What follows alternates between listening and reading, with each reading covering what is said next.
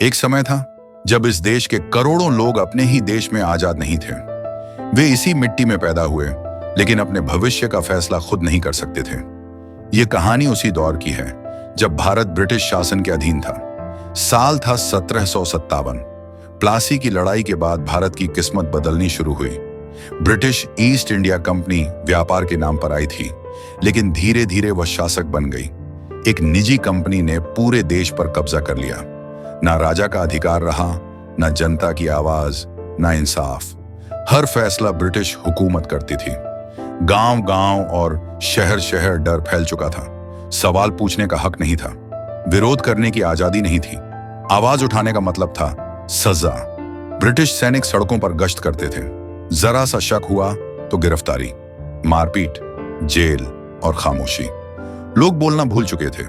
इसी दौरान कई नए कानून बनाए गए। सबसे खतरनाक कानून था इंडियन पेनल कोड। ये कानून न्याय के लिए नहीं थे, ये कानून नियंत्रण के लिए थे। भारतीय आरोपी थे और अंग्रेज जज।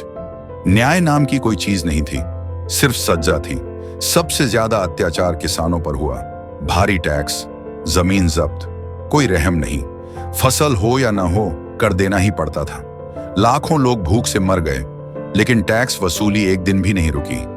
भारत की दौलत ब्रिटेन भेजी जाती थी। सोना, कपास, अनाज, पैसा। भारत गरीब होता गया और ब्रिटेन अमीर। यह शासन सिर्फ शरीर पर नहीं था, यह दिमाग पर भी था। भारतीयों को कहा गया, तुम कमजोर हो, तुम अयोग्य हो, तुम खुद शासन नहीं कर सकते। लेकिन इतिहास यहीं खत्म नहीं हुआ। इसी अंधेरे से विद्रोह ने जन्म लिया। किसी ने कलम उठाई, किसी ने आवाज बुलंद की और किसी ने बलिदान दिया। धीरे धीरे भारत जागने लगा।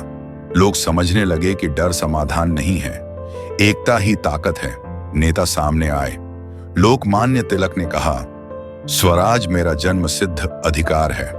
महात्मा गांधी ने अहिंसा की ताकत दिखाई। निहत्थे लोग लाठियों और गोलियों के सामने खड़े हो गए और ब्रिटिश साम्राज्य हिलने लगा। जेलें देशभक्तों से भर गईं।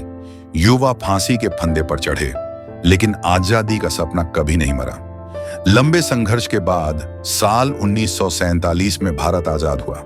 गुलामी की जंजीरें टूट गईं, लेकिन ब्रिटिश शासन के जख्म इतिहास में आज भी मौजूद हैं। यह कहानी सिर्फ पढ़ने के लिए नहीं है, यह कहानी याद रखने के लिए है, क्योंकि आजादी कभी मुफ्त नहीं मिलती। इसके पीछे होता है दर्द, कुर्बानी और बलिदान। यह सिर्फ इतिहास नहीं है, यह हमारी पहचान है। जो देश अपने अतीत को याद रखता है, वही अपने भविष्य को सुरक्षित रखता है।